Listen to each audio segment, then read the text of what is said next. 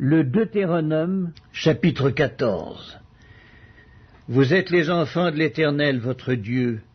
Vous ne vous ferez point d'incision, vous ne vous ferez point de place chauve entre les yeux pour un mort. Car tu es un peuple saint pour l'Éternel ton Dieu, et l'Éternel ton Dieu t'a choisi pour que tu fusses un peuple qui lui appartint entre tous les peuples qui sont sur la surface de la terre.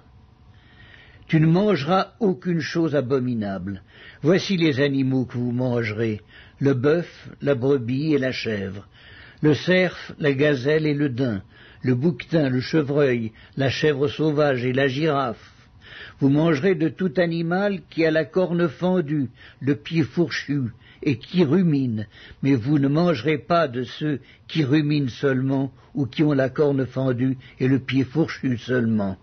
Ainsi vous ne mangerez pas le chameau, le lièvre et le daman qui ruminent, mais qui n'ont pas la corne fendue. Vous les regarderez comme impurs. Vous ne mangerez pas le porc qui a la corne fendue, mais qui ne rumine pas. Vous le regarderez comme impur.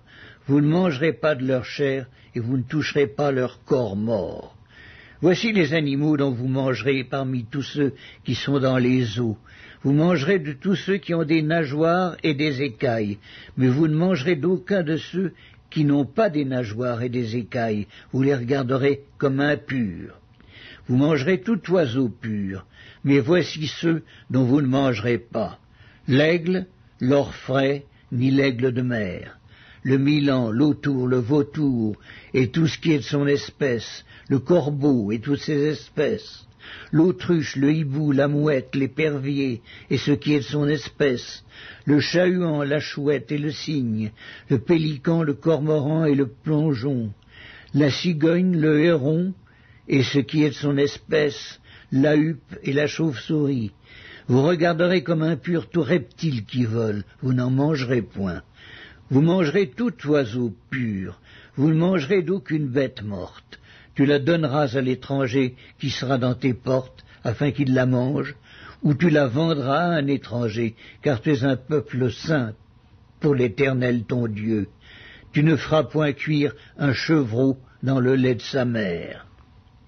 Tu lèveras la dîme de tout ce que produira ta semence, de ce que te rapportera ton champ chaque année, et tu mangeras devant l'Éternel ton Dieu, dans le lieu qu'il choisira, pour y faire résider son nom, la dîme de ton blé, de ton mou et de ton huile, et les premiers-nés de ton gros et de ton menu bétail, afin que tu apprennes à craindre toujours l'Éternel ton Dieu.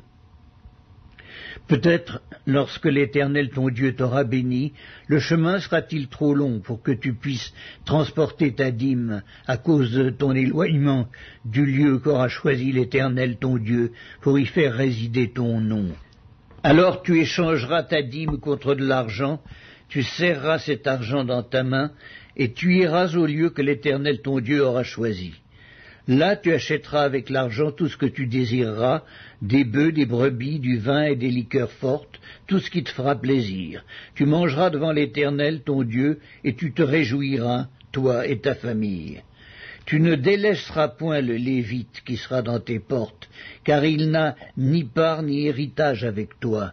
Au bout de 3 ans, tu sortiras toute la dîme de tes produits pendant la 3e année, et tu la déposeras dans tes portes.